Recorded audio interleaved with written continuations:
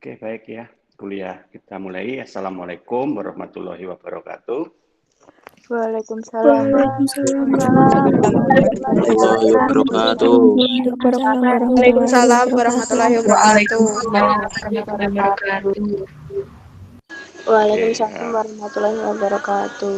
Alhamdulillah pada siang hari ini kita sudah bisa menyelesaikan, kalau dalam bahasa saya, pada batas minimal pertemuan kita, karena hari ini kita sudah masuk pertemuan ke-12, materi ke-12.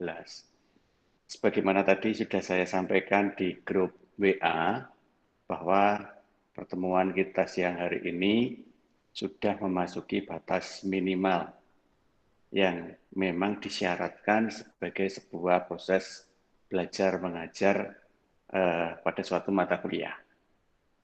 Artinya saya minta persetujuan bagi semuanya, ya, jadi semua mahasiswa yang ada di sini yang diwakili di masing-masing kelas A, B, dan C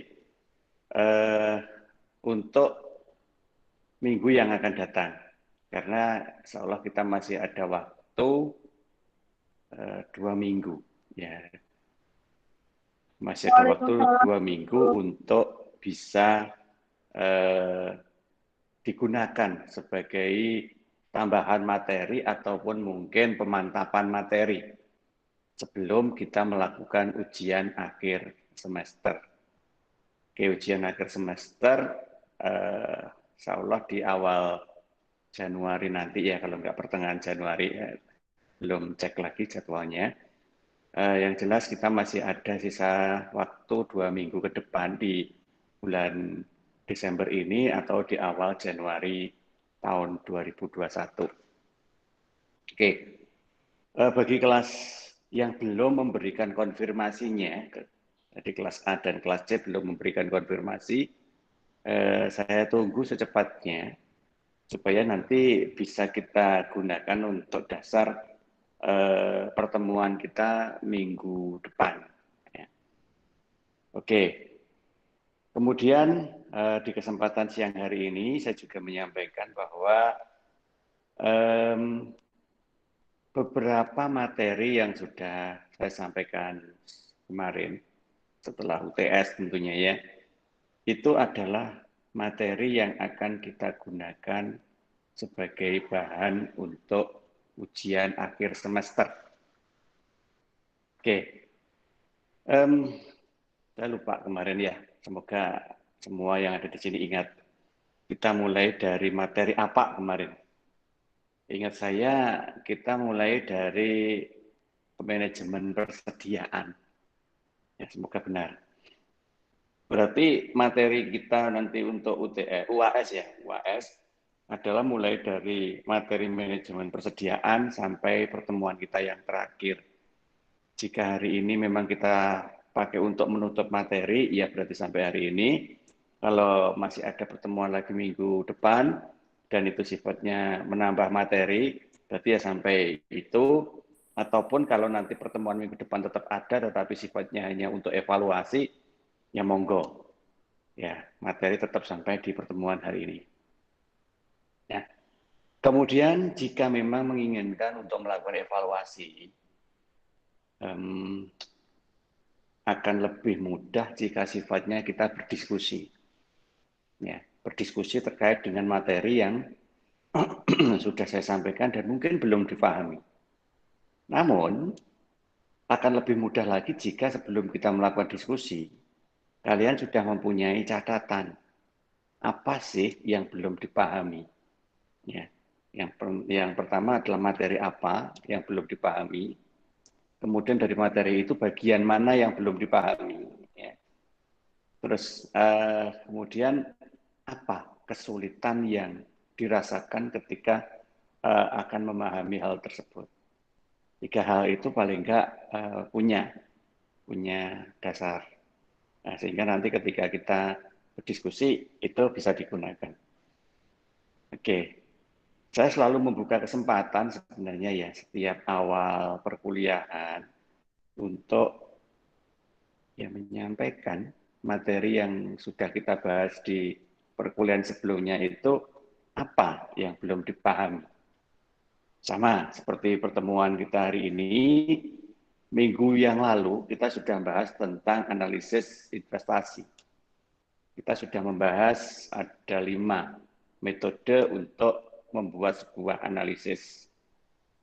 Nah, dari kelimanya itu yang paling penting adalah ada 2. Yang paling penting ya, bukan kok yang lain tidak penting, enggak sih sebenarnya. Tapi yang paling sering digunakan itu ada 2. Yang pertama adalah net present value, dan yang kedua adalah IRR, ya, internal rate of return. Nah, karena 2 hal itulah yang paling utama, maka jika ada kesulitan terkait dengan menggunakan metode itu, monggo kalau memang ada yang mau menyampaikan dengan senang hati supaya biar didengar oleh yang lain. Sehingga ketika yang lain nanti juga memiliki kekurangpahaman yang sama, setidaknya bisa ada pencerahan lah terkait dengan hal tersebut. Ya, cuman kalau tidak ada yang menyampaikan, nah ini yang saya tidak tahu karena di sisi sebelah mana tidak pahamnya, saya tidak bisa mengkoreksi, gitu ya, karena tidak ada yang menyampaikan. Oleh karena itu, silahkan saya tunggu sambil identifikasi absen untuk menyampaikan materi apa dari awal perkuliahan kita setelah UTS kemarin sampai dengan pertemuan minggu yang lalu yang memang belum dipahami, ya, yang belum dipahami sebelum kita melanjutkan ke materi kita hari ini terkait dengan manajemen wirausaha yang memang sedikit beda dengan RPKPS-nya kemarin. Kalau RPKPS memang manajemen keuangan internasional, tetapi saya pikir-pikir kok ya lebih mengenai yang manajemen wirausaha dulu aja, ya karena ya kemungkinan bisa mendukung potensi kita nanti kalau kita melakukan usaha kecil.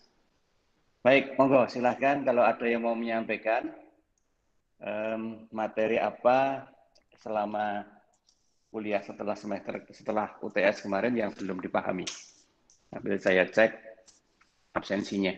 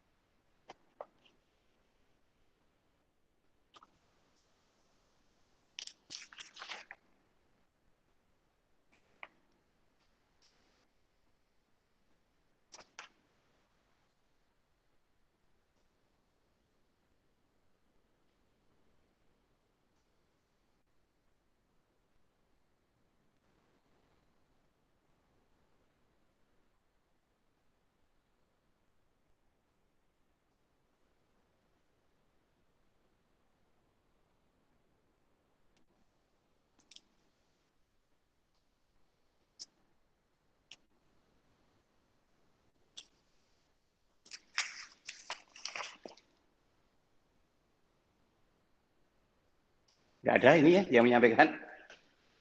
Ya, oke deh. Sudah ditunggu segitu lama, nggak ada yang menyampaikan, ya sudah, nggak apa-apa.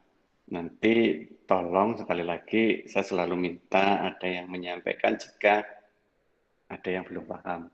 Kalau tidak ada yang menyampaikan, maka sementara ya saya masih menganggap apa yang sudah Pak sampaikan itu bisa dipahami. Oke, baik. Kita mulai saja untuk masuk ke materi kita hari ini terkait dengan manajemen keuangan wirausaha atau usaha kecil. Oke, kenapa saya mengatakan penting untuk melakukan manajemen keuangan pada wirausaha? Karena dari awal kita belajar manajemen keuangan, sudah beberapa kali saya sampaikan bahwa sebuah proses yang akan kita lakukan itu membutuhkan suatu strategi. Ya, jadi nggak mungkin suatu proses itu berjalan apa adanya gitu ya. Ya kalau berjalan apa adanya itu ya namanya kita menjalankan sesuatu dengan mengabaikan ilmu-ilmu yang sudah kita pelajari selama ini. Ya, berarti kan memang di situ butuh strategi. Nah, di dalam salah satu strategi salah satu ya, strateginya banyak gitu ya. Salah satu strategi yang nanti akan kita jalankan adalah strategi dalam mengelola. Ya, mengelola itu kan mengendalikan. Nah, mengendalikan itu kalau dalam bahasa asing, ya bahasa Inggris itu namanya manage, manage itu tulisannya, manage. Nah, salah satu aspek yang dikendalikan, yang di-manage, salah satu lagi ini ya, adalah aspek keuangan. Ya. Nah, oleh karena itu di dalam bahasa Indonesia dinamai menjadi manajemen keuangan. Nah, dari aspek mana di manajemen keuangan itu yang harus kita kendalikan? Nah, itu ya semua hal di materi-materi yang sudah kita bahas mulai dari awal semester kemarin. Yang mana tujuannya adalah untuk bisa melakukan perencanaan, planning, ya. Kemudian bisa mengimplementasikannya itu ke dalam semua jajaran personal yang ada di struktur organisasi kita, ya, organizing, ya. Kemudian mereka yang ada di dalam struktur organisasi kita itu bisa bergerak bersama menjalankan aktivitas di tugas dan pokok fungsinya masing-masing. Artinya ada actuating dan di setiap akhir periodenya selalu kita evaluasi yang kita sebut dengan nama controlling. Atau seringkali kita mengartikan itu merupakan sebuah prinsip manajemen. Nah, hal itu yang menjadi dasar utama, jadi pokok utama yang kemudian dibagi-bagi berdasarkan dari aktivitas yang ada di dalam sebuah usaha itu. Ya, nggak usah jauh-jauh lah kita berpikir. Setengah semester ini aja, setelah kita belajar, setelah kita melakukan ujian tengah semester kemarin. Seperti yang saya sampaikan tadi, kita bicara tentang persediaan. Maka di situ ada yang namanya pengendalian persediaan. Ya, supaya apa? Ya, supaya tidak ada uang yang masuk ke persediaan terlalu besar. Atau justru kita punya persediaan yang kekecilan, sehingga sering kehilangan kesempatan karena kehabisan stok. Ya. Kemudian belajar tentang bagaimana kita memberi piutang. Belajar mengendalikan kas.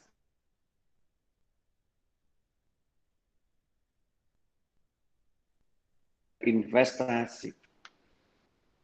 Itu semua adalah sebuah cara. Cara yang harus kita pahami ketika kita memang mau lebih baik di dalam proses berpikir. Sebenarnya kuliah itu ya, kalau menurut saya, antara ilmu pengetahuan yang ada di bidang kuliahnya dengan nilai tambah pada kemampuan berpikir itu tidak seimbang. Karena apa? Karena kalau saya lihat dari kurikulum perkuliahan itu sebenarnya lebih banyak bukan memberi materi gitu ya. Tapi lebih banyak untuk mencoba mengajak berpikir. Supaya apa? Supaya kita mempunyai pola ketika nanti berpikir. Nah, pola berpikir inilah yang harus ada di dalam masing-masing. Walaupun kadangkala kita tidak menyadari keberadaannya. Tapi setidaknya dengan banyak mencoba memahami apa yang disampaikan oleh pengajarnya. Ya, ini kalau memang mau melakukan loh ya. Beda kalau hanya sekedar menjalani gitu ya.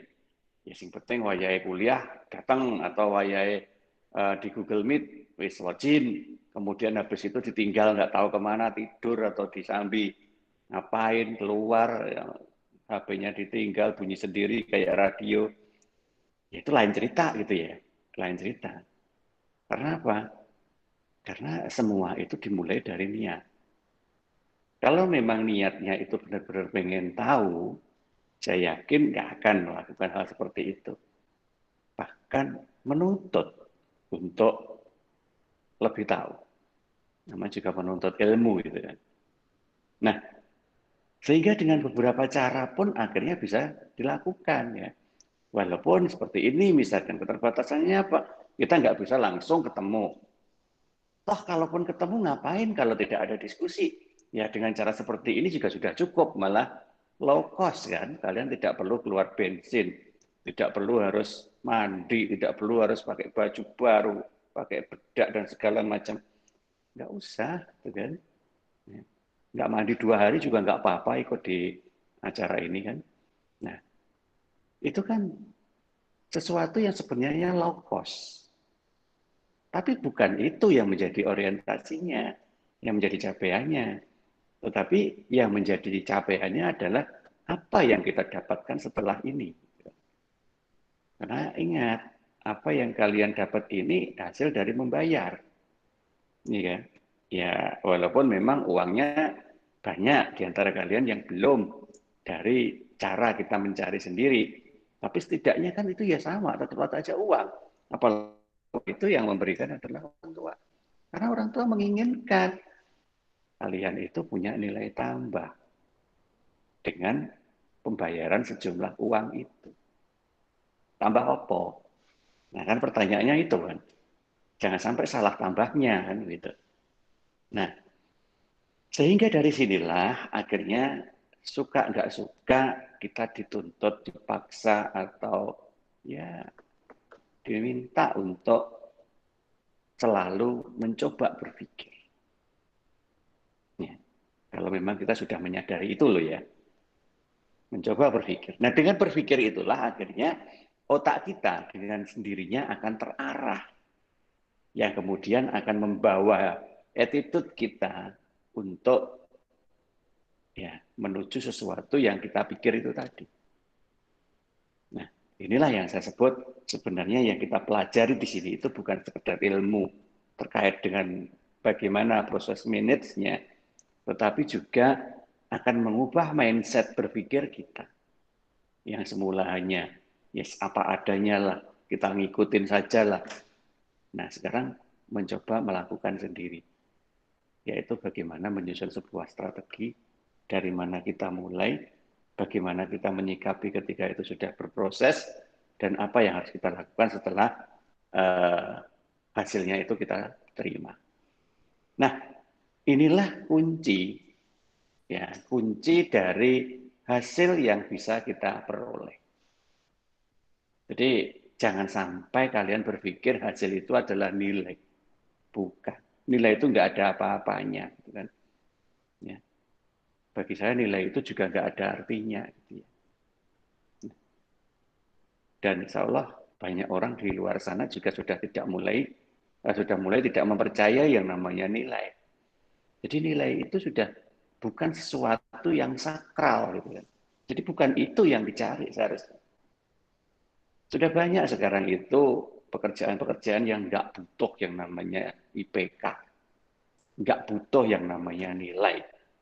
Bahkan ada juga mulai saat ini itu banyak yang nggak butuh yang namanya ijazah. Ijazah itu hanya sekedar untuk pengakuan awal aja. Bahwa strata dari pendidikannya itu ada di mana yang kemudian dipakai untuk menentukan pekerjaan apa yang cocok dan melihat tingkat kemampuannya. Nah ini yang harus kita sadari sekarang. Karena apa? Ya karena kita kuliah itu kan, ya kalau mau jujur ya, itu kan mencari bekal untuk kehidupan yang lebih baik. Udah, cuman kan masing-masing renjangnya nggak sama gitu kan. Walaupun bayarnya sama, tetapi kan renjangnya nggak sama. Renjang itu artinya yang kita pakai untuk membawa hasil kuliah ini. Ada yang memang cuma kecil ya, hanya diisi berapapun ya yang nyantol ya kecil itu, yang lain tumpah. Ya ada gitu ya. Ada yang keranjangnya itu besar, jadi kurang terus ketika diisi itu.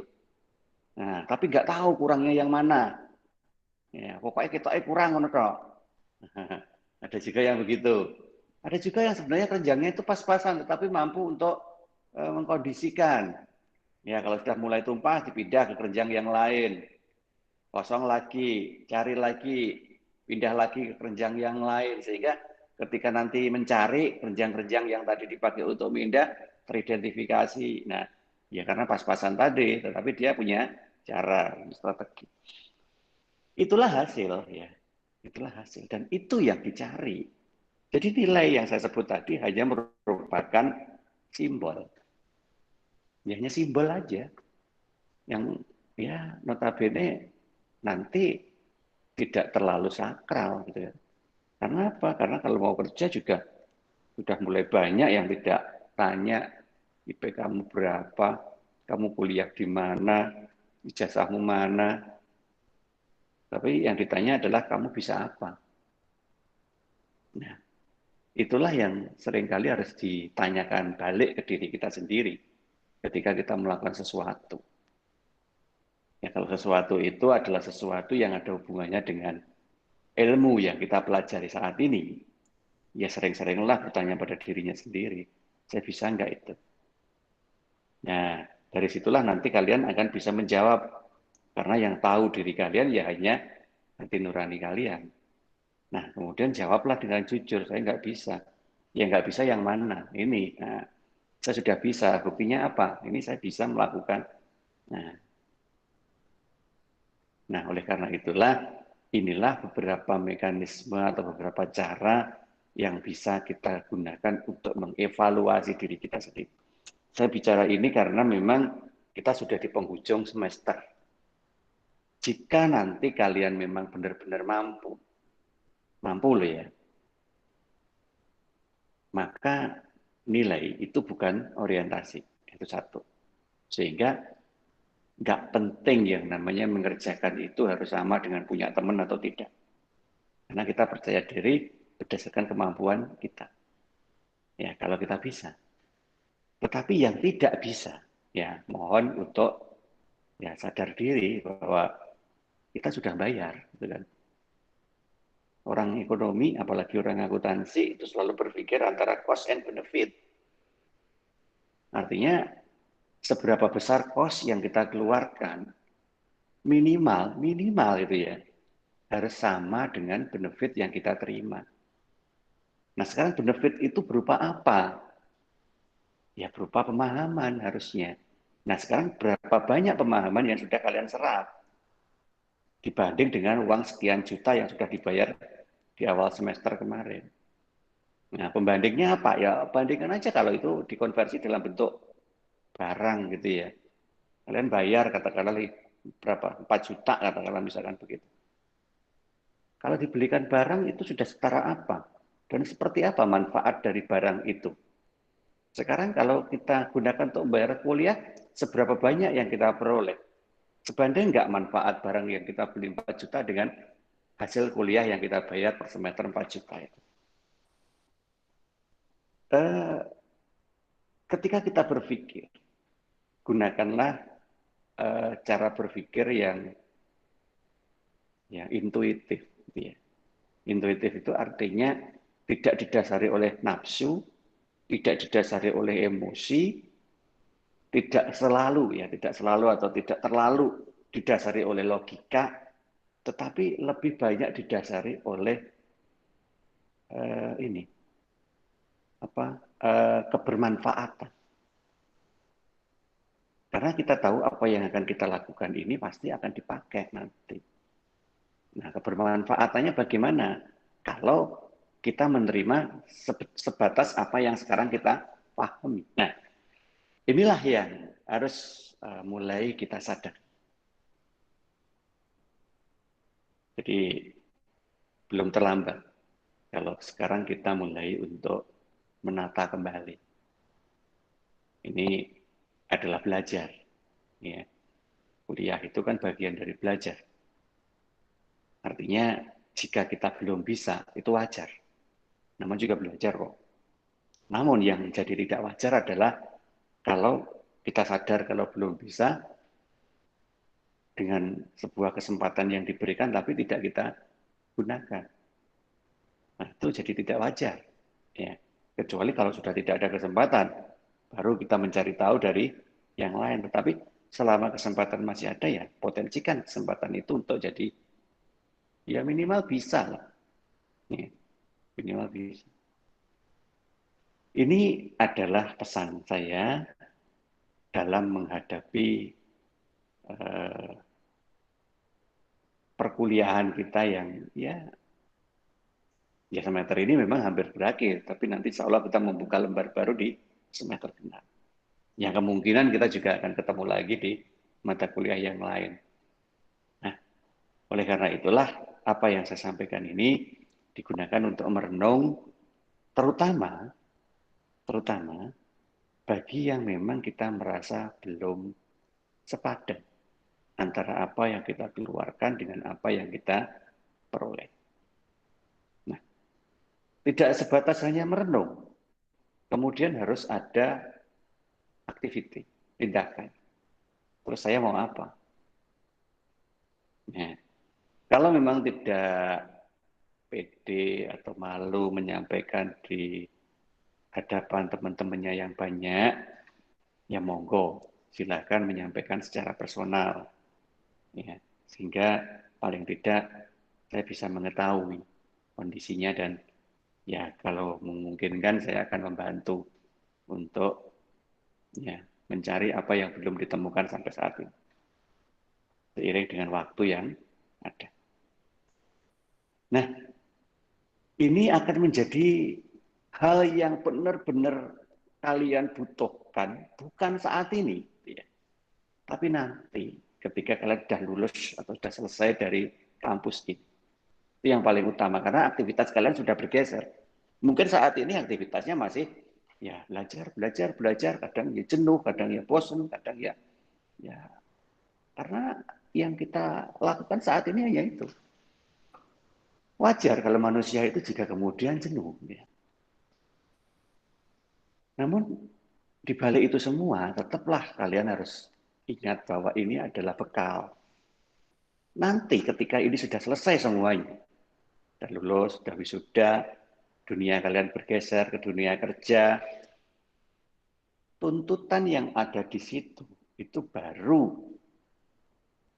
menjadi tuntutan yang nyata. Kalau yang namanya belajar itu kan ya apa ya, segala sesuatunya itu penuh pemakluman gitu kan. Ya orang iso ya wajar lah, terus belajar.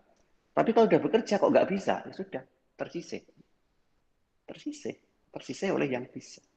Apalagi kalau itu nanti sudah berhubungan dengan hasil atau pendapat. Apalagi kalau itu nanti di dalam sebuah struktur organisasi. Nah, di sini. Oleh karena itulah maka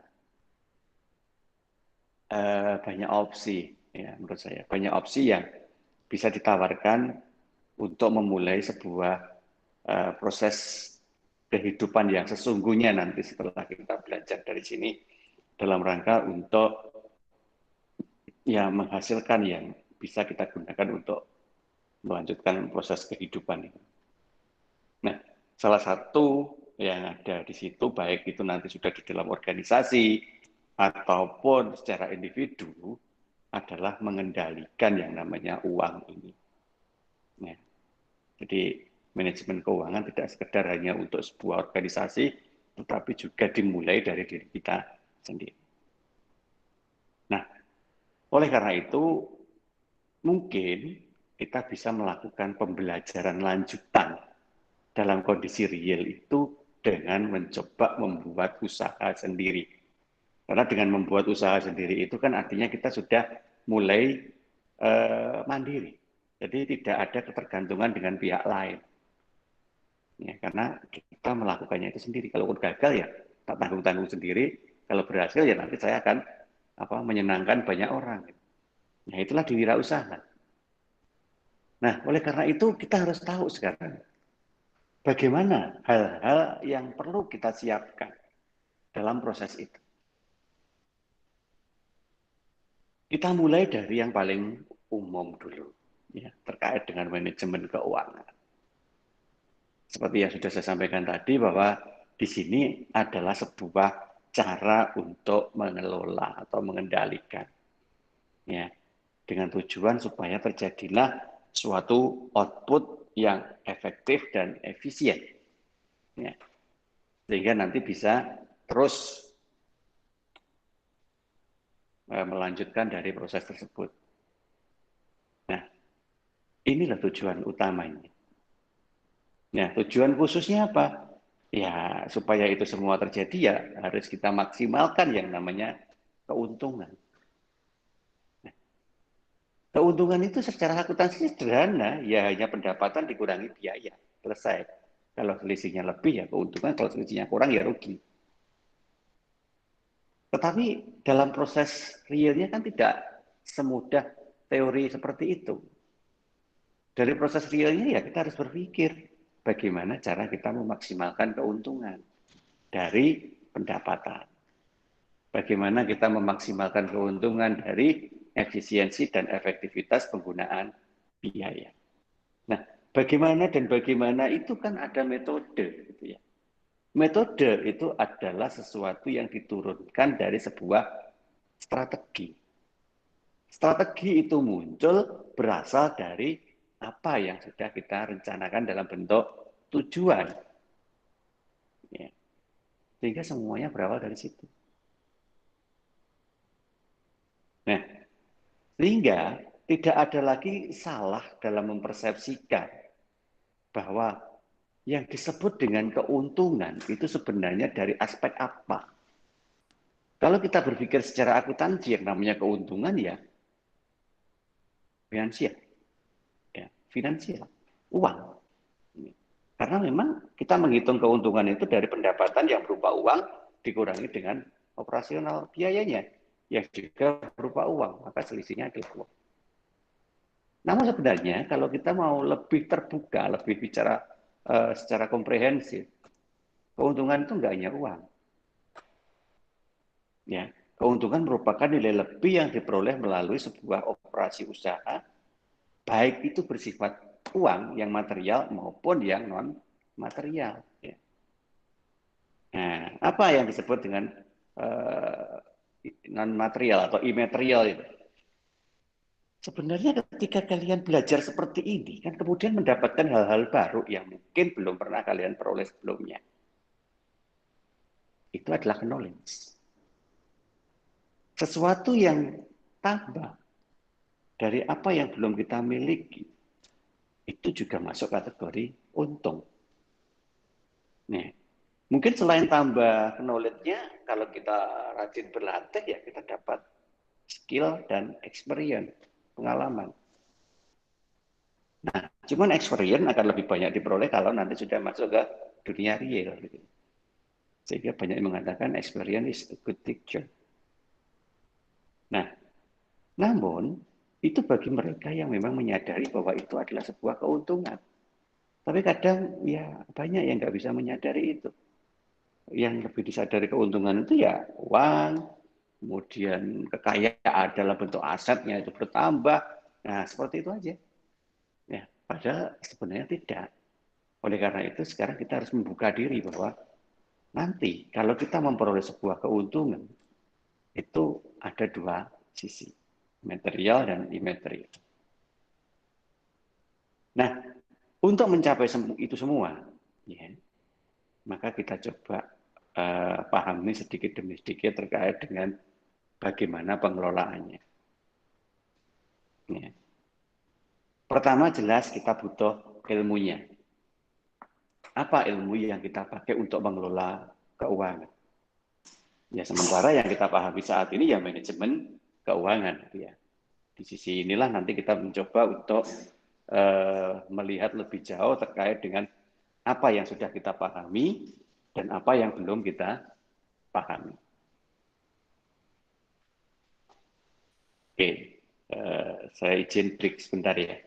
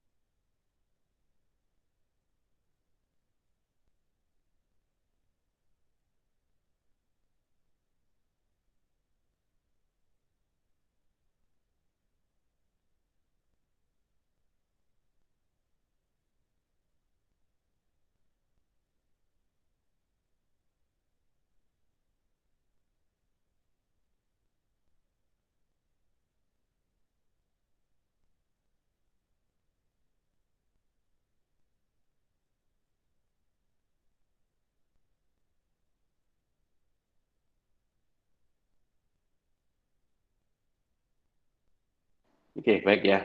Mohon maaf, masih ada tamu. Oke, kita lanjut terkait dengan apa yang harus kita lakukan.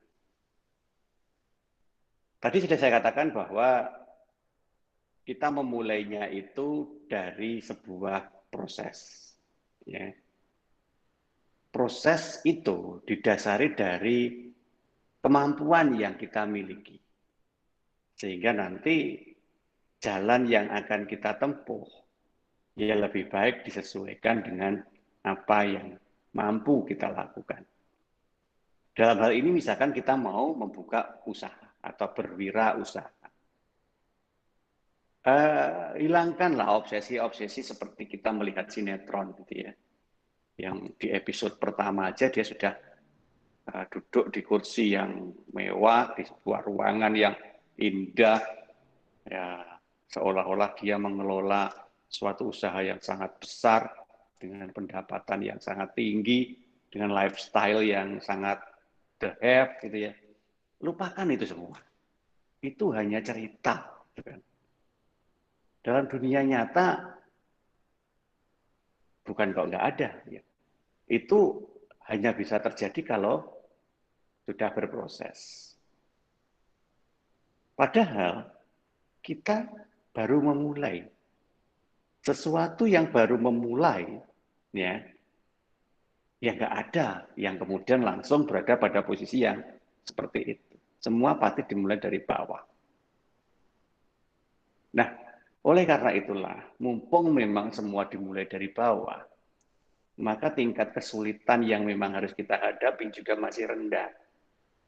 Mumpung itu juga masih rendah, berarti kan walaupun pemahaman kita itu pas-pasan, tetapi kalau kita itu punya niat dan cara yang benar, maka apa yang akan kita temukan dalam experience ke depan itu nanti akan dengan sendirinya menambah apa yang kita miliki.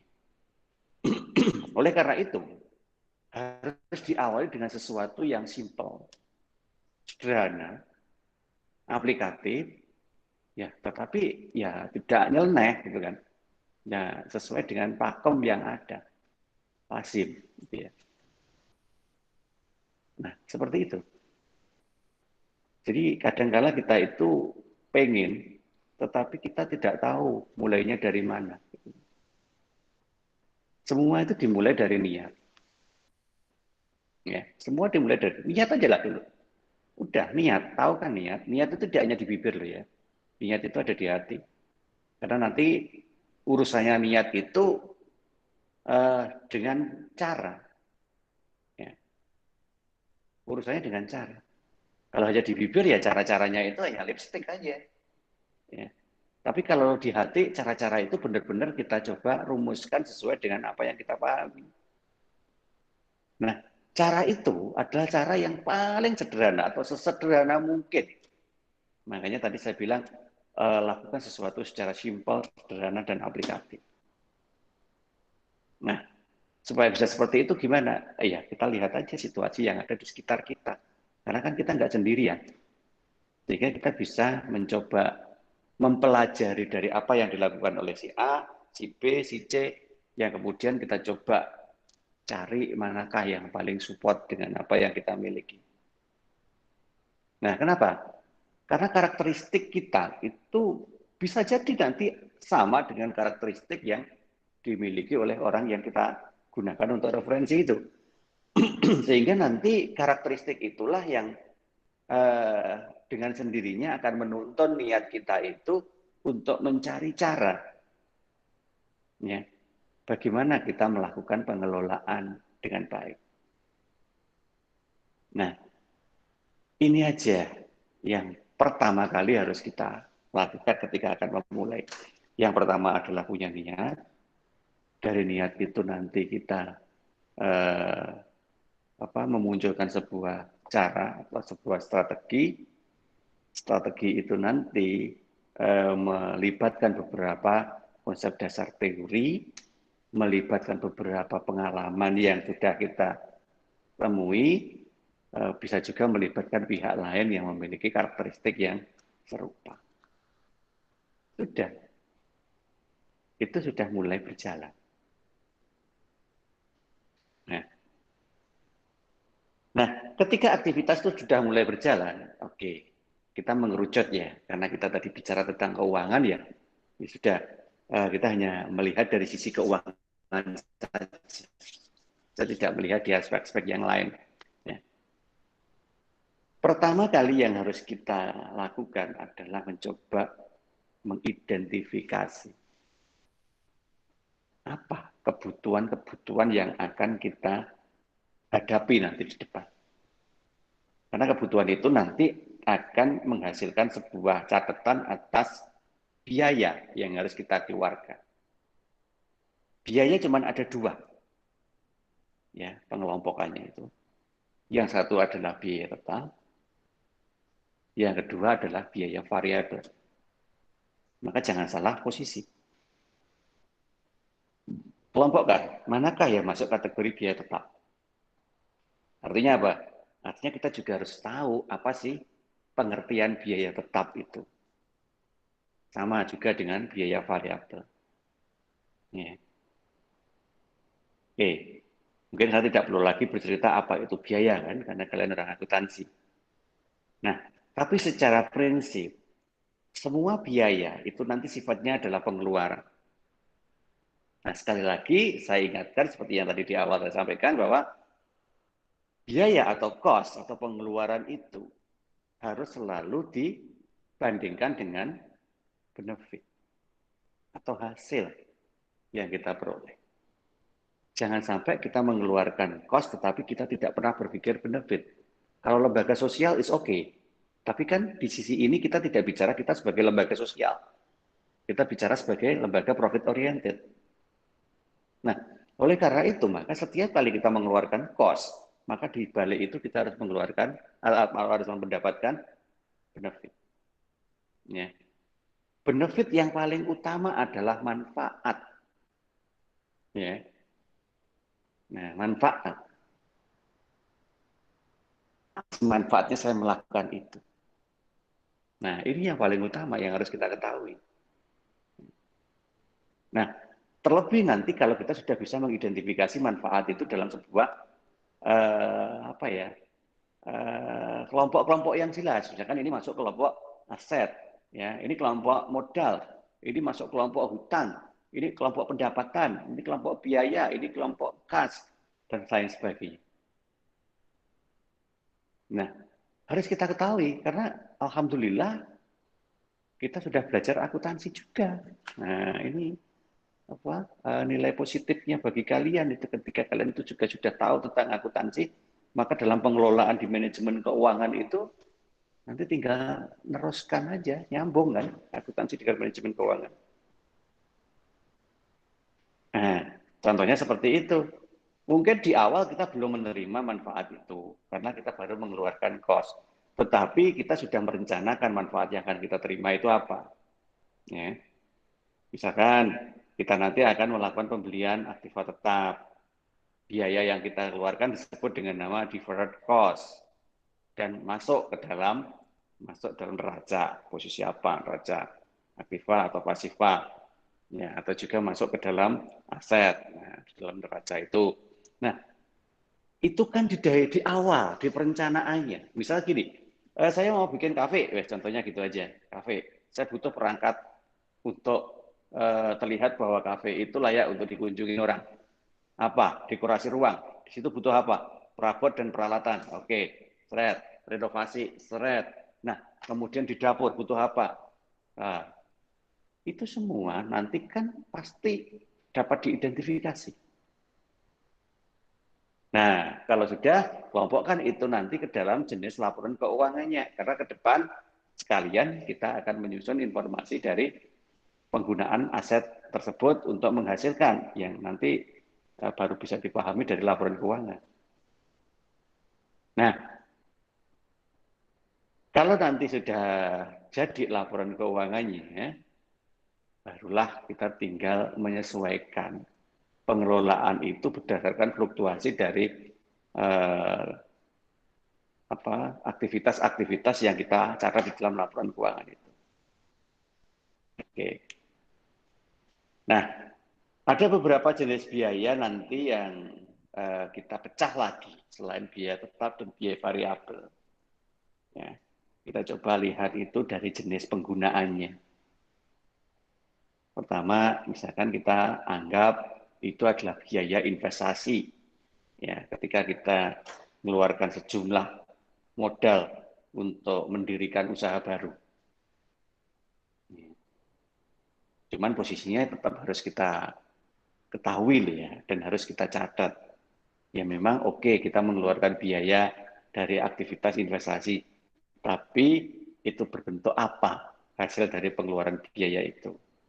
Maka saran saya kalian harus menggunakan jurnal umum ya untuk mencatat setiap pengeluaran yang kalian lakukan itu. Jurnal umum. Nah, kemudian selain biaya investasi juga masuk kategori biaya modal kerja.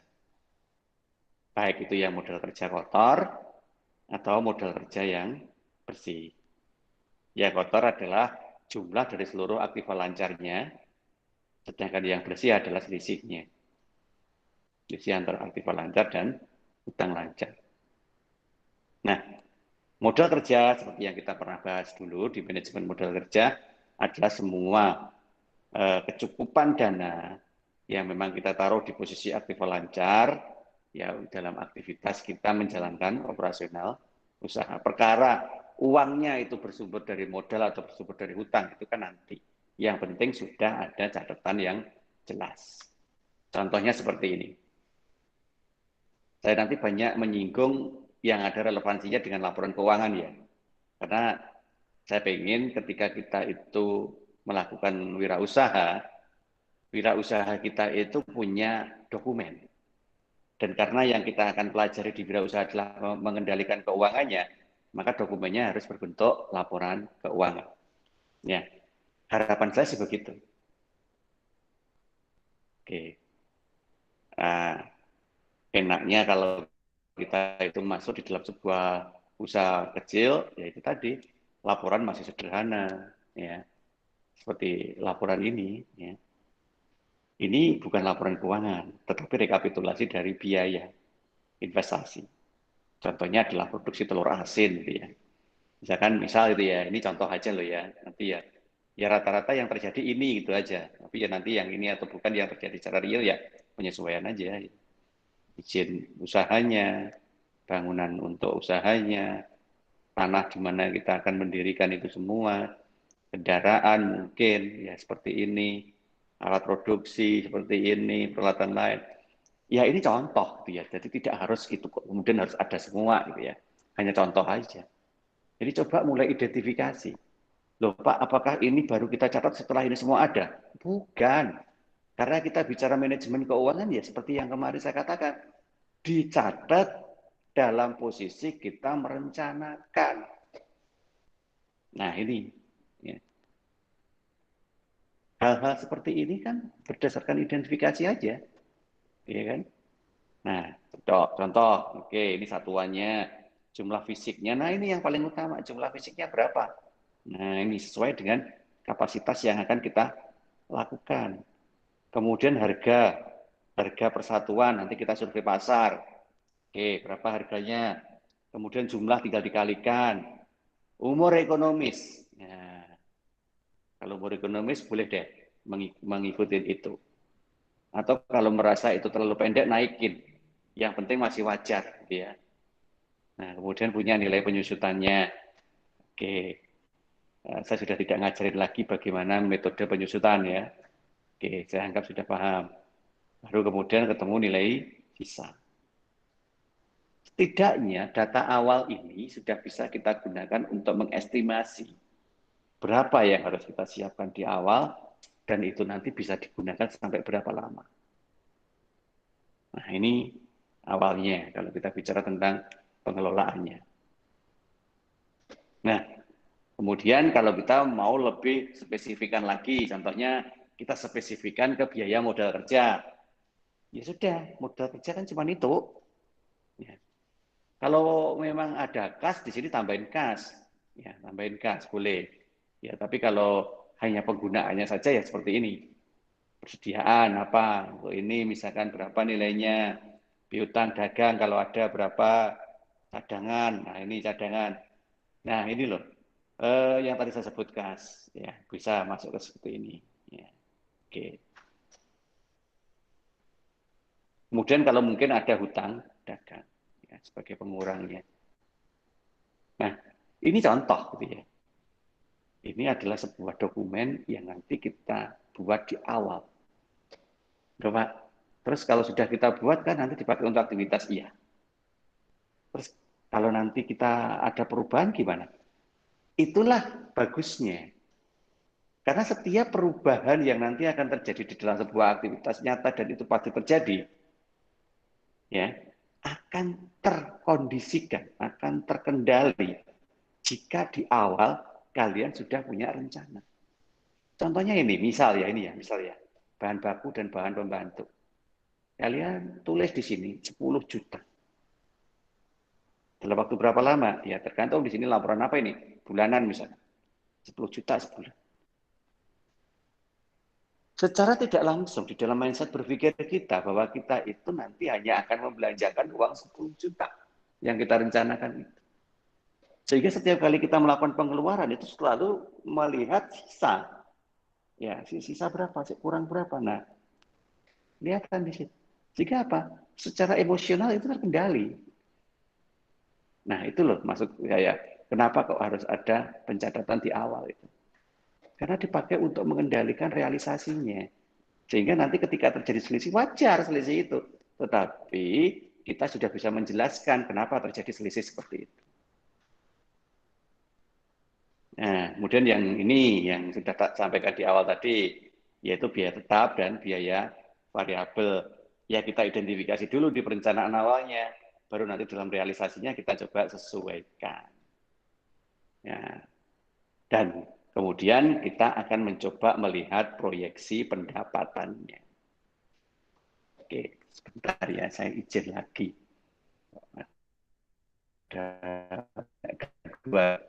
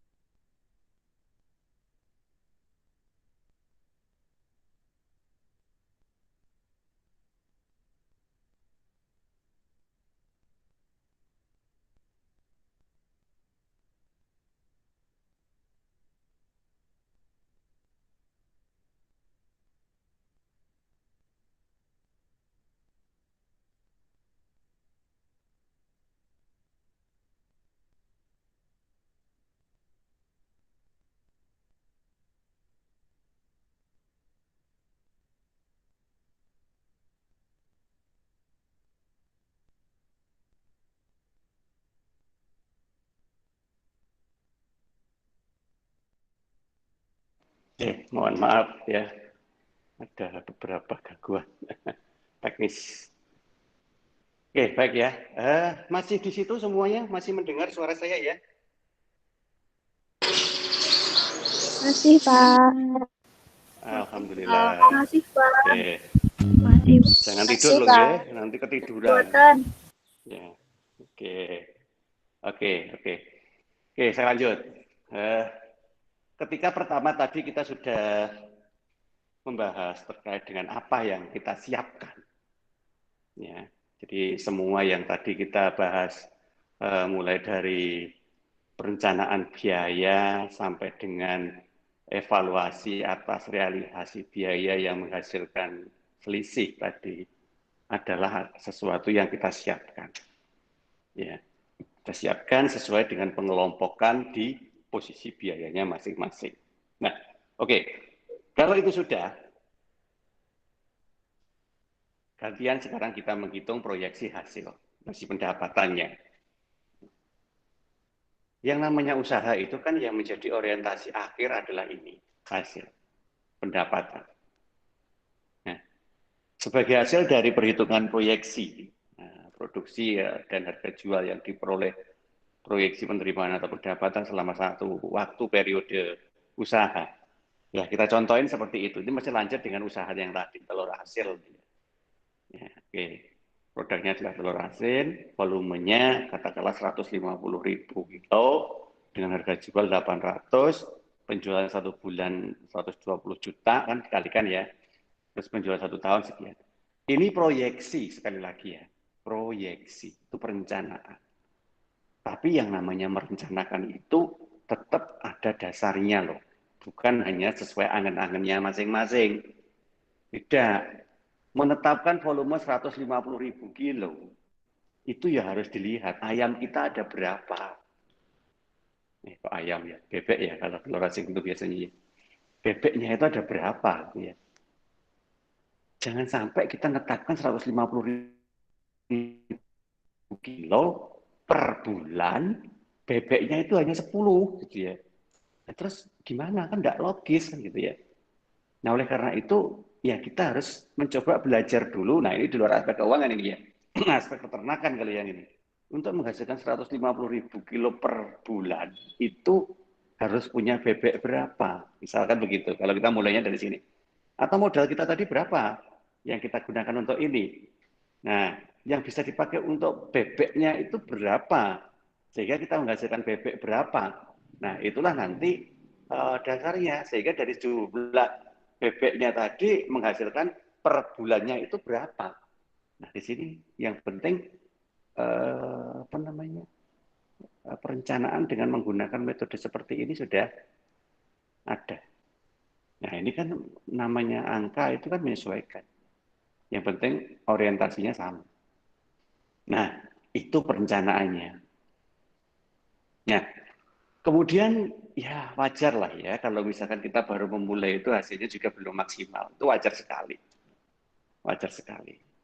Oleh karena itu kemudian kita coba membuat rekapitulasi waktu atas semua yang kita peroleh itu sebagai dasar untuk mencoba melihat potensi fluktuasi kenaikan atau penurunan hasil. Ya. Ini boleh tahun, boleh bulan, monggo lah. Kalau misalkan tahun terlalu lama ya dibuat bulan, misalkan bulan terlalu lama ya dibuat minggu, minggu terlalu lama ya hari, yes. Nah, hasilnya saya ini berapa kali dalam satu bulan kalau kita bicara bebek itu bisa telur, ya bulan lah paling enggak ya, misalkan begitu. Bulan pertama, bulan kedua, bulan ketiga dimulai dari bulan ke-0. Nah, coba kita cek kapasitas produksi. Kapasitas produksi itu tadi ya berasal dari ini tadi ya, volume. Jadi volume produksinya maksudnya ya. Nah, volume produksi itu dilihat dari potensi bahan produksi yang kita miliki. Kalau tadi adalah produksi telur asin, maka kita coba cek kalau telur asin itu dari hasil bebek yang kita ternak sendiri ya sesuai dengan jumlah bebeknya. Atau kalau telur asin itu kita kulakan dari tempat lain, dari peternak bebek yang lain, ya tergantung dari modal yang kita miliki untuk kulaan tadi. Nah, itu yang disebut dengan volume atau kapasitas produksi. Ya. Nah, kita lihat dari waktu ke waktu itu seperti apa.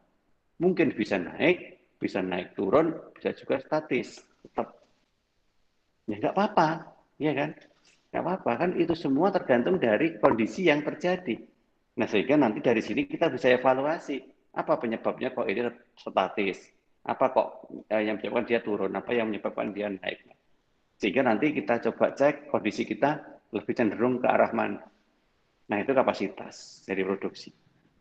Nah, setelah kita mampu menghasilkan sejumlah barang produksi seperti itu yang siap dijual, maka bagaimana volume penjualannya? Ya, kasih satuan, misalkan dalam apa? Nah, kalau bebek ya kilogram ya mungkin ton. Nah, ini kalau yang lain misalnya, ya monggo lah satuan itu kan tergantung dari barang yang dijual apa. Nah, dari waktu ke waktu juga.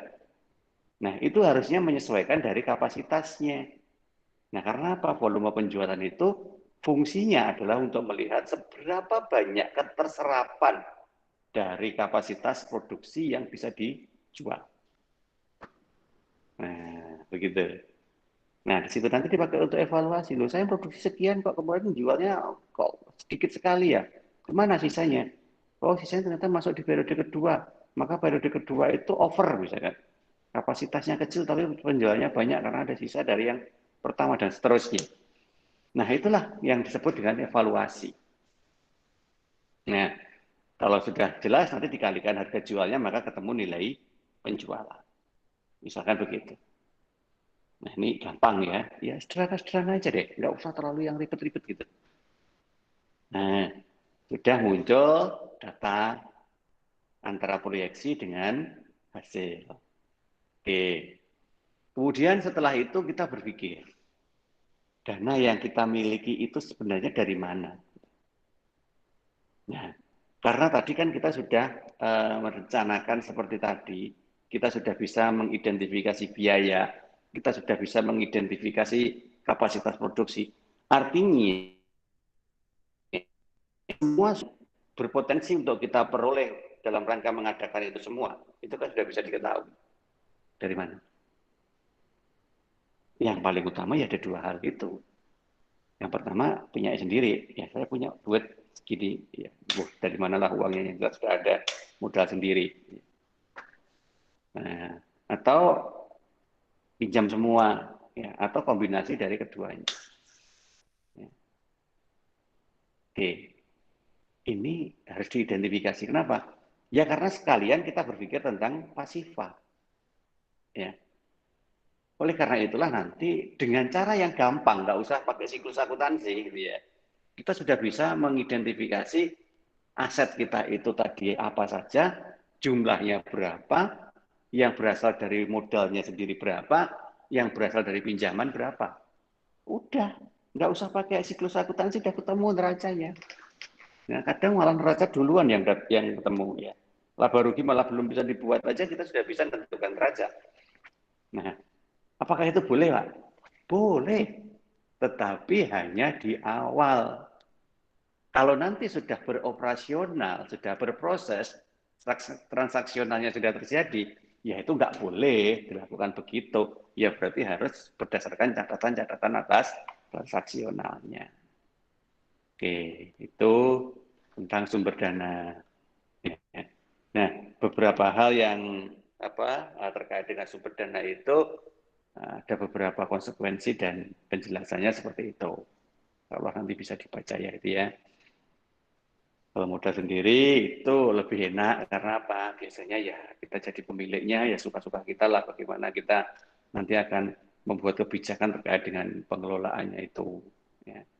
Kalau modal kerjasama ya beda lagi, berarti kita harus berbagi, terus melibatkan pihak lain, kita harus disiplin, ya, dan kita juga harus selalu berkoordinasi.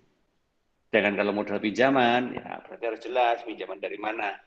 Jadi, proses untuk melakukan pinjaman itu ya harus kita sadari dan konsekuensi terkait dengan pinjaman itu juga kita harus ikuti. Nah, itu pilihan. Ya. Nah, baru sampai di sini saja kita sudah berhadapan dengan risk. Ya. Cuman ketika kita menghitung risk-nya itu tidak sama dengan ketika kita belajar menghitung risk kemarin gitu ya. Karena data yang kita pakai kemarin itu bukan data yang digunakan untuk sebuah manajemen wirausaha kecil yang baru mulai berdiri seperti ini. Gitu ya. Yang bisa kita pakai kemarin itu adalah suatu usaha yang memang sudah berjalan, yang sudah bisa memberikan informasi terkait dengan data. Ya. Kalau usaha kecil kok bisa Pak dengan kemarin? Tetap bisa selama datanya sudah ada. Artinya proses aktivitasnya itu sudah berjalan, ya. Jadi ya sudah menghasilkan data. Oke. Kemudian yang berikutnya terkait dengan kelangsungan usahanya. Kelangsungan usaha itu sebenarnya selain ditentukan oleh seberapa baik pengelolaan dari aspek bisnisnya, aspek penjualannya, aspek kerjasamanya, juga aspek keuangannya. Nah, aspek keuangan itu yang paling sering dipakai untuk penilaian adalah informasi dalam laporan keuangan. Nah, itu pun cuma ada 3 laporan keuangan ini yang paling penting. Neraca, laba rugi, cash flow. Cuman itu. Nggak usah terlalu ribet-ribet berpikir laporan keuangan yang macam-macam. Sudah 3 itu aja sudah cukup. Neraca tadi sudah kita bisa susun tanpa membuat jurnal. Laba rugi juga sudah bisa. Nah, ini yang paling beda cuma arus kas. Ya. Arus kas ya tinggal melihat aja bagaimana hilir mudiknya kas itu tadi. Baik yang in atau yang out. Nah, cukup seperti itu. Jadi siklus akuntansi itu untuk suatu usaha yang baru berdiri belum layak untuk dipakai. Jadi siklus akuntansi itu idealnya memang dipakai ketika usaha itu sudah beroperasi, dan mulai ada transaksional, dan transaksional itu nanti bisa kita buat bukti-bukti transaksinya. Nah dari situlah yang kita pakai untuk menjalankan proses pencatatannya. Proses pencatatan yang dijalankan, ingat kan kemarin di siklus akuntansi, sifatnya adalah menyesuaikan dari neraca awal atau saldo awal semua laporan keuangannya. Kalau tadi laporan keuangannya itu ada neraca, laba rugi, arus kas yang kita susun di awal tanpa menggunakan siklus akuntansi, anggaplah itu semua adalah saldo awal. Ya, saldo awal dari transaksi yang akan kita sesuaikan seiring dengan jalanan waktu aktivitas usaha itu. Nah, oke. Sekarang ya kita coba flashback lagi lah. Akuntansinya coba. Semester 3 harusnya sudah menempuh mata kuliah pengantar akuntansi 1 dan 2. Mahasiswa yang sudah menempuh mata kuliah itu, seolah harusnya juga akuntansi sudah sedikit-sedikit tahu. Ya, walaupun sedikit ya. Syukur kalau sudah tahu banyak. Tapi setidaknya sedikit-sedikit tahu. Jika ada yang sama sekali belum tahu, itu perlu khawatir. Ya. Karena ini sudah lewat waktu di mana kita tidak tahu sama sekali. Kalau masih semester 1 is okay, tidak tahu sama sekali wajar. Karena ini sudah semester 3 aja sudah hampir berakhir. Artinya kita sudah mulai tahu lah apa itu laporan keuangan. Oke, kita flashback walaupun tidak terlalu detail ya. Yang pertama terkait dengan neraca tadi. Saya berharap ketika saya bicara neraca, kalian sudah bisa bayangin bentuknya kaya ngopo dengan neraca itu ya. Ada aktiva, ada pasiva, di mana di dalam aktiva itu dikelompokkan dalam aktiva lancar, aktiva tetap, aktiva lain-lain. Kemudian nanti di pasiva nanti ada hutang atau kewajiban, ada juga modal. Oke, saya punya bentuknya enggak ya? Kita lihat dulu ya. Nah, ini bentuk 1 ya. Bentuk 1 itu bisa jadi ke bawah arahnya. Jadi bukan kiri kanan ya. Kiri kanan bentuk yang berikutnya. Bentuk yang pertama itu yang ke bawah terus. Ya. Jadi di sini katakanlah ada, ini kebalik ya. Ini harusnya current asset dulu, aktiva lancar, dan fixed asset, aktiva tetap. Nah, kemudian jadi total aset. Terus kemudian pasifa. Pasifa ya saat ini apa? Kewajiban misalkan. Ya, kewajibannya berapa total. Oke. Kemudian ada net asset, dana cadangan, dana pemilik yang itu semua masuk kategori apa modal. Ya. Oke. Cuman di sini ada perbedaan dari pola neraca yang umum. Di sini memunculkan nilai net asset. Ya, artinya apa? Artinya di sini sudah kita keluarkan X dan Y itu untuk ditemukan selisih. Ya. Selisih antara total aset dengan total kewajiban. Itu adalah aset bersih. Ya. Kemudian ditambah dengan modal yang bersumber dari dana dan cadangan. E plus F ini. Nah, sehingga nanti jumlah total kewajiban harus sama dengan total kewajiban. Jumlah total aset harus sama dengan jumlah total kewajiban ditambah dengan dana pemilik. Ya, seperti biasa, pelet. Itu bentuk satu terkait dengan neraca. Ya, bentuk dua juga bisa seperti ini. Ya, ini balik lagi ya, free aset, current aset, dijumlah jadi total aset. Kemudian kewajiban saat ini, kewajiban jangka panjang, ya maka ketemu total kewajiban C ditambah D. Ya ini, ya total aset, total kewajiban, kemudian modal F, modal. Ya sehingga total aset sama dengan Y ditambah E ditambah F. Ya ini Y, E, F. Nah, total aset ini harus sama dengan total aset yang ada di sini. Pasifa ditambah dengan dana pemilik. Sebenarnya neraca-neraca dengan bentuk seperti itu nggak baku, ya. Tetapi boleh dalam rangka untuk mengidentifikasi transaksi seperti ini tadi. Ya. Ini kan hanya memudahkan bahwa di dalam masing-masing itu ada apa saja sih. Ya. Boleh kok. Ya. Asal nanti kalau kita bicara neraca yang umum, yang mau kita publish misalkan, ya harus neraca yang standar, baku. Nah, yang baku mana? Ya ini. Nah, ini langsung dipakai. Oke, saya rasa nggak perlu saya jelaskan lebih terkait dengan isi dari neraca itu. Ya. Jadi, baik yang bentuk satu, bentuk dua ini hanya sekedar untuk memudahkan menghitung. Jadi ini belum boleh disebut dengan nama neraca sebenarnya ya.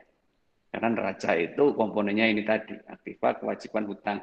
Sehingga kalau yang ini adalah breakdown dari beberapa pola penjumlahan atas kewajiban dan hutang itu tadi, kewajiban hutang dan modal. Ya, hanya dipakai untuk mengidentifikasi total aset. Sedangkan dalam bentuk real neraca yang bisa kita gunakan adalah seperti ini yang lazim. Oke, itu neraca. Jadi misal tadi saya katakan ini nggak disusun berdasarkan dari apa namanya siklus akuntansi boleh ya, asal itu memang hanya dipakai untuk saldo awal, ya saldo awal. Nah dari saldo awal sebesar ini kemudian nanti kita lihat penyesuaian-penyesuaian dengan transaksi yang terjadi, sehingga nanti kas menjadi berapa, piutang jadi berapa dan seterusnya. Ada riwayat yang bersumber dari jurnal umumnya. Ya, terima pendapatan dari hasil sumbangan yang berasal dari siapa? Nah, berarti kan masuk sebagai ekuitas. Ya. Nah, gimana nanti kita menjurnalnya? Kas bertambah, modal bertambah. Oke, berarti kasnya ada di sini bertambah, di sini bertambah, dan seterusnya. Ini neraca. Kemudian yang kedua, terkait dengan laba rugi atau rugi laba. Ya, kita cukup 3 aja laporannya itu ya. Udah, 3 aja cukup. Enggak Pak, bukannya laporan keuangan itu ada 5. Kalau kita menggunakan standar akuntansi keuangan secara umum, iya, laporan keuangan ada 5. Tapi kalau kita menggunakan usaha kecil, ya, menjalankan usaha kecil, maka saran saya pakailah standar akuntansi untuk entitas kecil. Namanya SAK etap. Ya. ETAP, ya, entitas tanpa akuntabilitas publik. Artinya apa? Artinya memang kita tidak perlu share laporan keuangan itu ke siapapun. Beda dengan perusahaan besar, ya perusahaan go public misalnya. Ya memang dia harus publish laporan keuangannya. Tetapi karena kita itu usaha kecil, ya sudah kita gunakan untuk evaluasi internal saja. Nah, oleh karena itu jumlah laporan keuangan yang wajib untuk disampaikan itu ya cuma 3. Tidak harus lengkap seperti etap, seperti umum itu tadi. Etap hanya 3 aja. Nah, tadi yang pertama neraca, sekarang laba rugi. Ya, sepertinya saya juga tidak perlu lagi menjelaskan terlalu jauh tentang pengertiannya. Kita coba lihat bentuk juga, insya Allah juga sudah tahu lah bentuknya apa. Yang perlu kalian kendalikan atau perlu diperhatikan benar dari aspek pendapatan dan biaya itu ada di harga pokok, ya, untuk biaya. Sedangkan kalau penjualan adalah jenis transaksi penjualannya. Maksudnya begini, jenis transaksi penjualan itu artinya ada 2 yang paling utama, yaitu penjualan barang dari hasil usaha atau hasil produksi yang kita lakukan. Yang kedua adalah penjualan di luar dari hasil usaha yang kita lakukan. Contohnya gini, kita itu memproduksi telur asin tadi ya. Oke, kalau kita menjual telur asin, maka itu masuk sebagai pendapatan penjual hasil produksi. Tapi kemudian misalkan ada beberapa box untuk ngambil bebek itu yang tidak kepakai misalkan ya, nggak kepakai. Kemudian masih bisa dipakai. Akhirnya kita jual itu, dibeli orang gitu ya. Karena di tempat kita tidak kepakai, dibeli orang. Nah, kita jual. Kita memperoleh hasil dari penjualan box itu tadi. Nah, itulah yang disebut dengan nama penjualan di luar usaha. Karena kita tidak jualan box usaha utamanya, tapi jualan telur gitu kan. Tetapi box itu bagian dari usaha kita. Namun bukan usaha utama. Sehingga tetap kalau kita menjual itu pendapatannya masuk sebagai pendapatan di luar usaha. Itu yang pertama. Kemudian yang kedua, seperti yang ada di sini. Kalau nanti misalkan sudah terjadi transaksional, kemudian menghasilkan keuntungan, ya, menghasilkan laba, ya, maka kita bisa memunculkan laba kotor itu ke dalam komponen penjualan ini. Sehingga di sini kelompoknya ada 2 lagi, yaitu harga pokok penjualan dan laba kotor. Misalkan begitu. Nah, kalau misalkan ini mau diperinci boleh, Pak? Boleh. Harga pokok penjualan apa saja? Bla bla bla bla bla bla. Laba kotornya itu dari mana saja? Lihat nggak apa-apa. Boleh. Atau ini terakumulasi seperti ini, kemudian kita sandingkan dengan buku bantu namanya ya, buku pembantu. Jadi data dari perincian dari masing-masing komponen yang ada di sini itu tertuang di dalam buku pembantu. Nah, itu lebih baik lagi. Ya. Itu lebih baik lagi. Jadi tidak nebak-beki posisi laporan keuangan yang bisa membingungkan orang. Gitu. Jadi yang masuk ke sini cukup yang penting poin-poin utama aja. Perinciannya ada di buku pembantu. Biaya usaha, oke. Dan seterusnya. Oke. Nah, hasilnya laba bersih. Ini lazimnya yang digunakan untuk laporan laba rugi. Sedangkan yang ketiga ya, maaf itu yang ketiga harusnya. Yang ketiga adalah arus kas. Ya. Arus kas itu adalah suatu kronologi informasi yang menjelaskan tentang arus penerimaan dan pengeluaran kas dalam satu periode. Ya. Apakah itu di awal juga ada, Pak? Iya, lebih baiknya begitu. Karena semua laporan itu akan lebih baik kalau ada saldo awalnya. Dan saldo awalnya disusun dari mana? Ya, kalau memang belum ada aktivitas yang kita mulai saldo awal dari perencanaan, ya kemudian dari perencanaan kita sesuaikan, atau kalau sudah ada aktivitas, maka semua aktivitas yang terjadi itu tadi kita rekap menjadi saldo awal. Nah, seperti itu. Nah, kemudian di sini nanti kita sesuaikan. Yang penting bentuk di dalam laporannya itu harus standar. Seperti tadi saya katakan, neraca. Ya pakailah bentuk yang lazim tadi, walaupun ada beberapa informasi yang sepertinya akan membuat neraca, tetapi seperti di pola 1 dan pola 2 tadi. Tapi itu bukan neraca secara bentuk, itu hanya sebuah data pendukung untuk menghasilkan neraca. Neracanya ya tadi yang lazim digunakan. Laba rugi juga begitu. Nah, arus kas juga sama, gitu ya. Arus kas itu yang lazim dikelompokkan menjadi 3 komponen. Ya. Yang pertama adalah arus kas untuk aktivitas koperasi, untuk aktivitas investasi, dan untuk aktivitas pendanaan. Ya, oke. Ini ya. Aktivitas operasi itu adalah aktivitas dari segala transaksi dan kejadian yang masuk dalam penentuan laba bersih. Jadi operasi utama yang nanti masuk di dalam perhitungan laba rugi. Semua aktivitas yang ada pada laporan laba rugi, dia masuk aktivitas operasi. Sedangkan investasi adalah transaksi yang berkaitan dengan pembelian dan penjualan aktiva yang tidak untuk dijual kembali. Ya, artinya begini, kalau investasi itu lebih mengarah kepada aset tetap. Arti tidak dijual kembali itu gini. Jadi ketika kita membeli aset tetap itu kan kita pakai untuk usaha. Ya kan? Nah, kalau kemudian di akhir umur manfaat kok masih punya nilai residu, itu lain cerita gitu ya. Contohnya tadi loh, kita beli mobil box, mobil pick up misalnya. Kita beli mobil pick up itu bukan tujuannya untuk dijual kembali dalam waktu pendek, tetapi dipakai untuk ngusungi bebek, ngusungin telur, misalkan begitu. Sampai dengan umur ekonomisnya itu habis.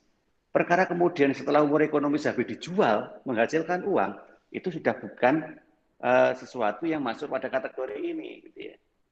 Bukan itu maksud tidak dijual kembali itu. Bukan kok dipakai selama sampai hancur, itu enggak. Gitu ya. Tetapi dipakai selama umur ekonomis. Jadi bukan kok dalam waktu 3 bulan dijual tanpa ada alasan, nah itu nggak boleh. Gitu ya. Nah, itu masuk kategori aktivitas investasi. Sedangkan masuk di aktivitas pendanaan itu adalah transaksi yang berkaitan dengan kas yang diperoleh atau yang dikembalikan kepada pemilik modal. Misalkan begini, kalau yang yang masuk ya, berarti ada investasi dari pihak ketiga. Oke, kita punya peternakan bebek, kemudian saudara kita ingin ikut gabung di usaha itu. Dia nanamkan uang 100 juta di peternakan bebek kita. Oke, nah, kemudian kita bilang bahwa dari uang 100 juta itu nanti saya bisa ngembaliinnya paling 10% loh ya tiap tahun. Nah, ya sudah apa-apa, orangnya begitu. Ya, berarti kita memperoleh uang 100 juta. Ada kas masuk 100 juta, itu adalah aktivitas pendanaan. Ya. Sedangkan kemudian ketika 10% itu keluar di akhir tahun, ya, 10 juta kita berikan kepada pemilik uang 100 juta tadi, itu juga cash out dari aktivitas pendanaan. Nah, jadi seperti itu. Sehingga pengelompokan ini fungsinya adalah untuk menentukan posisi di mana kita harus mengakui transaksinya. Nah, kalau kita contohkan, ya seperti itulah yang lazim bentuknya ya. Harus kas dari aktivitas operasi, diterima dari pelanggan, dibayar kepada pemasok berarti keluar, berarti dikurung, bayar untuk biaya keluar, harus kas masuk bersih, ya, untuk aktivitas investasi, aktivitas pendanaan, dan seterusnya. Sehingga nanti kita bisa hitung kas atau setara kas di awal akhir, satu akhir. Oke, setidaknya di pengantar akuntansi ini sudah dipahami, sudah dipelajari. Jadi di sini hanya sekedar menghangatkan saja. Nah, yang paling utama kemudian setelah kita masuk di periode di pola kedua, yaitu bisa mengidentifikasi transaksionalnya dalam bentuk laporan keuangan. Manajemen keuangan belum berhenti sampai di situ. Karena kemarin kita bicara juga tentang risk and return. Ya. Yang paling utama adalah risk-nya. Ya. Hati-hati terkait dengan risk yang ada di situ. Pahami semua. Apakah risiko yang mungkin dihadapi pada usaha telur asin misalnya. Nah, Resiko itu seperti yang kemarin saya katakan, bisa resiko dari pasarnya, bisa juga resiko bawaannya. Ya, diversiable risk dan market risk. Kalau market risk itu adalah resiko eksternal, ya, yang mungkin berasal dari pihak luar. Tapi kalau diversiable risk itu ada dari dalam. Ya. Contohnya ini, terkait dengan pengelolaan kas. Nah, ini kita contohin di manajemen kas atau pengelolaan kas. Kalau dari internal apa? Mungkin pengawasannya yang buruk, perencanaannya yang kurang, alokasinya yang terburu-buru, ya piutang yang tidak memperhatikan jangka waktu dan tagihan, kelemahan dalam mengendalikan biaya-biayanya, nggak pernah evaluasi. Nah, itu internal semua. Internal semua. Nah, sedangkan yang eksternal, ya yang eksternal juga ada. Ya mungkin sumber dari pendanaannya, ya mungkin juga tidak konsisten, sumbernya dari mana, pinjaman benar atau pinjaman yang masih direncanakan, kalau dari pemodal, investor yang mana yang sudah serius, mana yang belum. Nah, itu harus diproyeksikan, karena dalam satu periode itu harus bisa dipastikan berapa nilai yang kita terima dari luar. Nah, sehingga nanti kita bisa mengantisipasi resikonya. Nah, oleh karena itu ada beberapa hal yang memang harus dihindari, ya, di mana potensi dari permasalahan ini bisa sampai menyebabkan kegagalan usaha. Misal modal yang tidak cukup. Kok tidak cukup itu gimana kan gitu ya?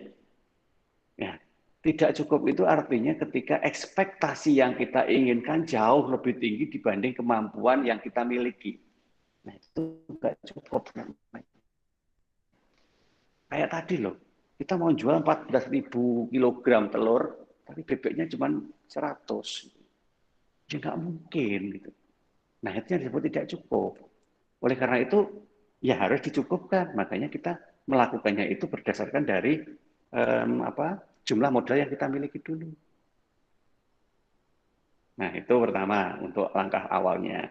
Yang kedua, mungkin langkah awal udah benar, tetapi dalam pelaksanaannya yang terlalu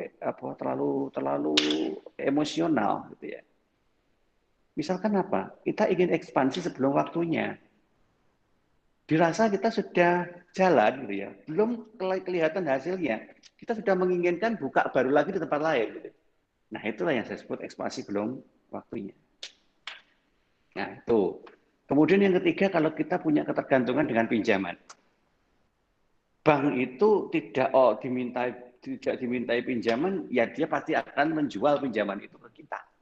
Kelihatan kita itu punya usaha, usahanya sudah terlihat besar gitu ya. Ya sendirinya mereka akan datang dan menawarkan. Nah ini loh yang bahaya itu. Kalau kita itu terjebak oleh cara berpikir mereka itu nggak salah, cuman mereka itu punya cara berpikir yang bisa membuat kita itu terbujuk untuk mengikuti, gitu ya. Karena memang tugas mereka itu begitu, ya. Ini di sini nanti otomatis kita menciptakan biaya tetap baru. Ingat, biaya tetap, ya. Biaya tetap itu ya berapapun yang kita terima ya tetap segitu. Makanya biaya tetap itu adalah biaya yang paling bahaya. Nah, oleh karena itu harus kita perhatikan benar awalnya.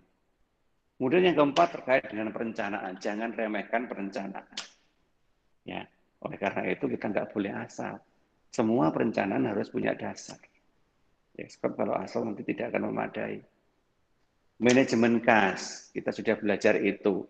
Bagaimana kita bisa menyediakan dana yang efektif, bukan yang cukup ya, yang efektif sesuai dengan kemampuan dan proses penggunaan.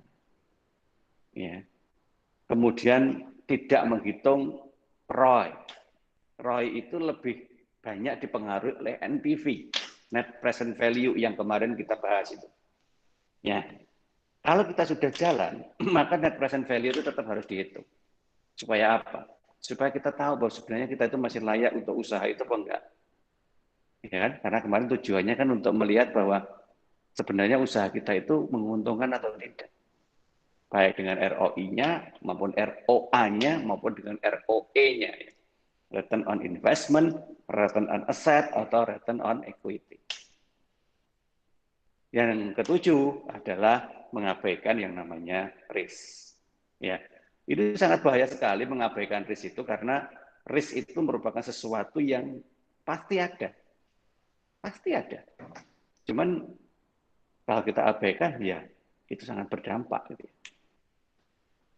Terlalu banyak menggunakan untuk sesuatu yang tidak signifikan, mencampurkan kas dengan pendapatan bersih, hubungan yang tidak harmonis dengan bank, terlalu bebas memberi kredit, penagihan piutang yang tidak tepat, nah, dan seterusnya. Itu adalah suatu hal sederhana sebenarnya. Hal sederhana yang ya selalu terjadi atau sangat sering terjadi dalam lingkungan bisnis, walaupun itu bisnis mikro. Namun kalau itu tidak kita antisipasi, yang sederhana itu kemudian akan menjadi masalah. Dan masalah itu akan membesar di kemudian hari. Nah, kalau kita sadarnya itu setelah masalah itu gede, nah itu yang telat. Ya, karena akan sulit untuk diatasi karena sudah terlalu besar. Makanya sebelum terjadinya masalah, kita mengantisipasi dengan membuat sebuah perencanaan, dengan membuat sebuah program pengendalian, ya, di mana data-data yang dibutuhkan untuk itu semua berasal dari sistem informasi pencatatan transaksi di dalam data akuntansi yang seperti tadi kita contohin. Cukup menggunakan 3 laporan keuangan saja, yaitu neraca, laba rugi, dan cash flow. Nah, inilah hal-hal yang memang harus kita miliki pemahamannya ketika kita akan merencanakan sebuah bisnis baru atau pengembangan usaha yang sudah kita lakukan. Dan yang terakhir tentunya adalah evaluasi. Ya kan? Di dalam prinsip manajemen itu kan yang terakhir adalah controlling. Controlling adalah evaluasi. Ya, apa yang harus kita evaluasi? Minimal 5 hal ini. Kalau tadi kita pinjam uang dari pihak ketiga, kita evaluasi. Apakah angsuran yang dibebankan ke kita setiap bulan itu mengganggu atau tidak dari flow perputaran uang kita? Kalau tidak mengganggu, aman. Ya lanjutin.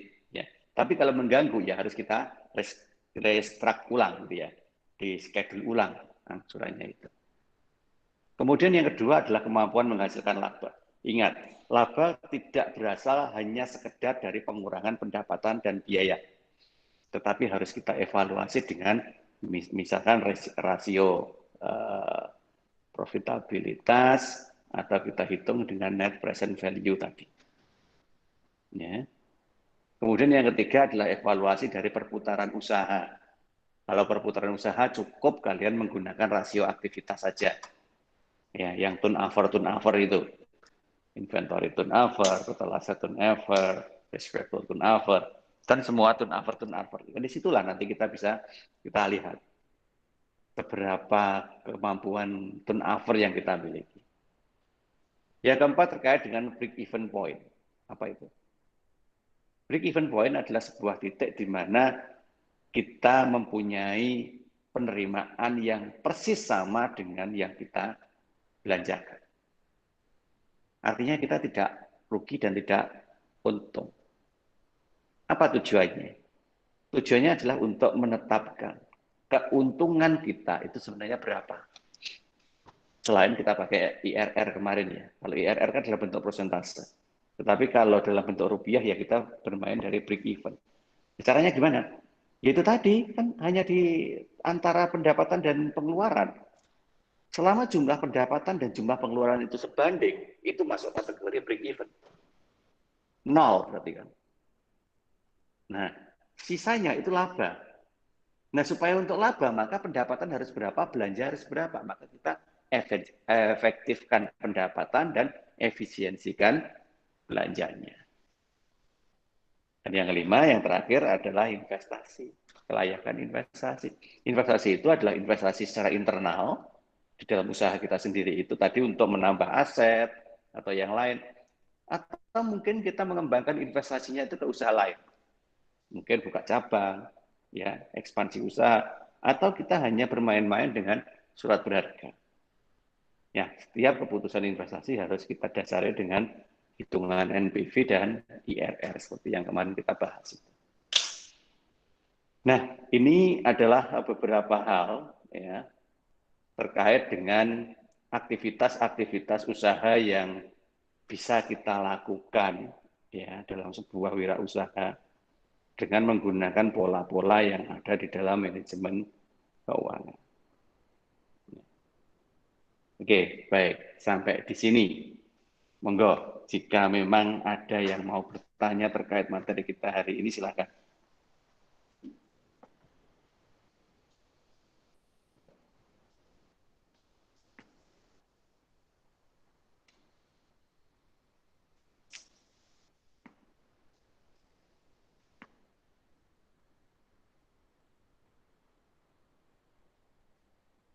Baik, kalau memang belum ada, sekali lagi saya minta kesepakatannya, dan nanti tolong disampaikan aja di WA, ya, untuk pertemuan minggu depan. Kalaupun kita hanya mengakhiri sampai di pertemuan kita hari ini, secara jumlah materi yang tersampaikan sudah mencukupi, sehingga sudah layak untuk di-UAS-kan, digunakan untuk bahan UAS. Artinya mulai dari manajemen persediaan kemarin sampai dengan pertemuan kita hari ini. Tapi bagi yang masih menginginkan ada pertemuan lagi di pertemuan minggu depan, ada dua opsi yang bisa kita lakukan. Yang satu, kita tambah materi, atau kita melakukan evaluasi atas penyampaian materi selama setengah semester ini. Tapi kalau ingin penambahan materi, harus sepakat semuanya. Kelas A, B, C harus sepakat. Ya. Kalau A tidak sepakat, B sepakat, C tidak sepakat, tidak bisa menambah materi. Jadi kita hanya bisa untuk evaluasi aja. Oke. Kemudian yang ketiga, kalau memang menginginkan evaluasi, ini yang saya agak ragu. Saya agak ragu. Ragunya apa? Ragunya di setiap kali pertemuan, ketika saya beri kesempatan untuk menyampaikan segala sesuatunya, belum ada yang menyampaikan. Jadi nanti kalau kita menambah materi lagi di minggu yang akan datang, tapi tidak punya persiapan bahan yang dipakai untuk disampaikan, kan ya aneh gitu kan. Maksudnya kita buka Google Meet kemudian diem aja gitu. Kalau di kelas gitu, walaupun nggak ada yang disampaikan, setidaknya masih ketemu gitu ya. Kita bisa ya ketemu ngobrol apa kayak gitu. Tapi kalau di Google Meet, kalau tidak ada yang disampaikan terus ngapain kan? Diem aja, kan tidak asik. Nggak ada gunanya. Sehingga sekali lagi saya minta kepastian dari kesepakatan semuanya. Saya tunggu sampai minggu depan, ya, nunggu ben ora sebentar, ya, lama ini, 1 minggu.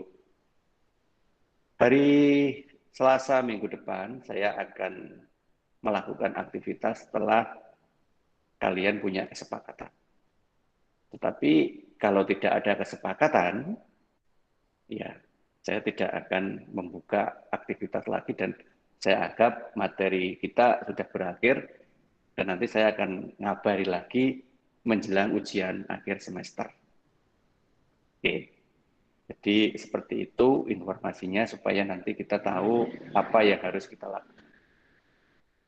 Oke, mungkin ada yang mau menyampaikan dulu sebelum saya akhiri. Monggo.